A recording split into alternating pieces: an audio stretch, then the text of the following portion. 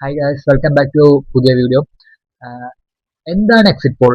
എല്ലായിടത്തും ഇപ്പൊ ന്യൂസിലും എല്ലായിടത്തും കാണുന്ന എക്സിറ്റ് പോൾസ് ആണ്. എക്സിറ്റ് പോളിന്റെ റിസൾട്ട് ആണ്. അത് ശരിക്കുമായിട്ടുള്ള റിസൾട്ടിന് ഭയങ്കരമായിട്ട് റിലേഷൻ ഉണ്ടോ, അല്ലെങ്കിൽ എന്താണ് അതിന്റെ ഒരു ഇമ്പോർട്ടൻസ്? ഏറ്റവും ഷോർട്ടും ക്ലിയർ ആക്കി പറഞ്ഞുതരാം. അതുപോലെ ചാനൽ ആദ്യമായിട്ട് കാണണമെങ്കിൽ ലൈക്ക് ചെയ്യാനും സബ്സ്ക്രൈബ് ചെയ്യാനും മറക്കരുത്. എന്താണ് എക്സിറ്റ് പോൾ? വോട്ട് ചെയ്തതിന് ശേഷം ഓൺ ദ സ്പോട്ട് തന്നെ ആർക്കാണ് വോട്ട് ചെയ്തത് എന്നുള്ളൊരു സർവേ ചെയ്യും. അത് എല്ലാവരോടും ചോദിക്കണമെന്നില്ല.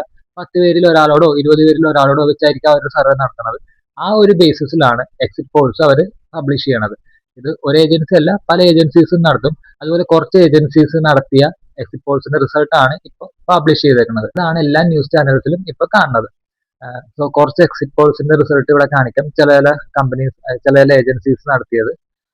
സോ ഈ എക്സിറ്റ് പോൾസിന്റെ റിസൾട്ട് വെച്ച് നമുക്ക് അത്യാവശ്യം മനസ്സിലാകും UDF ആണ് ഭരണത്തിൽ കയറാൻ സാധ്യത.